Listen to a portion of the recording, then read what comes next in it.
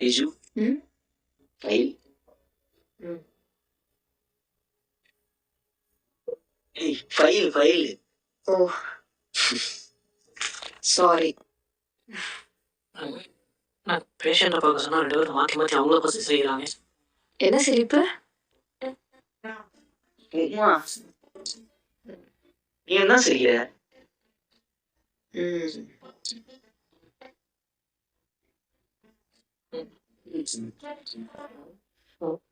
என்னடா நடக்குதுங்க? என்ன நடக்குது? ஒன்றும் இல்லை.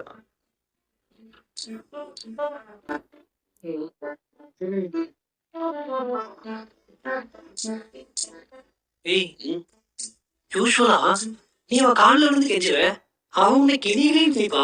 இன்னைக்கு என்னடா நீ பேசுறது அவ கேட்கறதும், அவ பேசுறத நீ கேட்கறதும், இது 2 பேரும் தெரிக்கிறதும் சம்திங் அன்யூஷுவல். ஏய், ரொம்ப தேவையில்ல. இல்ல தெரிஞ்சது தேவையில்லதான். இதுவே உங்க இடத்துல வேலையா இருந்ததா நான் பாட்டுக்கு என் வேலையை பார்த்து போயிட்டே இருந்திருப்பேன். நீங்க 2 பேரும் நீ இதுல இருக்கனால எனக்கு இது தேவைதான்.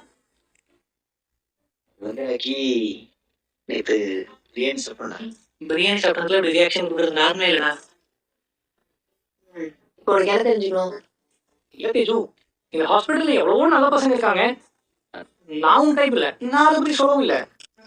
இருந்தாலும் இவன் ஏன் இல்ல, இவங்க அண்ணா ஒரு பெரிய ஃப்ராடு, இவங்க அக்கா மனுஷா அதை விட பெரிய ஃப்ராடு, இவங்க அப்பா எவ்வளவு ஆர்கே சாரை பார்க்க வரும்போதே கத்திக்கிட்டோட தான் வந்திருக்காரு. அவரை எப்படின்னா நமக்கு தெரியாது.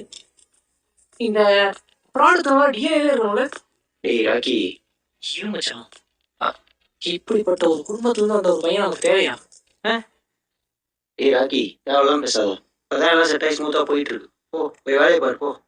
நவீனே, தேஜு நாளைக்கு விஜய் சார் மாதிரி ஒரு பெரிய இன்வெஸ்டிகேஷன் ஆஃபீஸரா வரதுக்கு நிறைய வாய்ப்பு இருக்கு. சரி, அதுக்கு என்ன?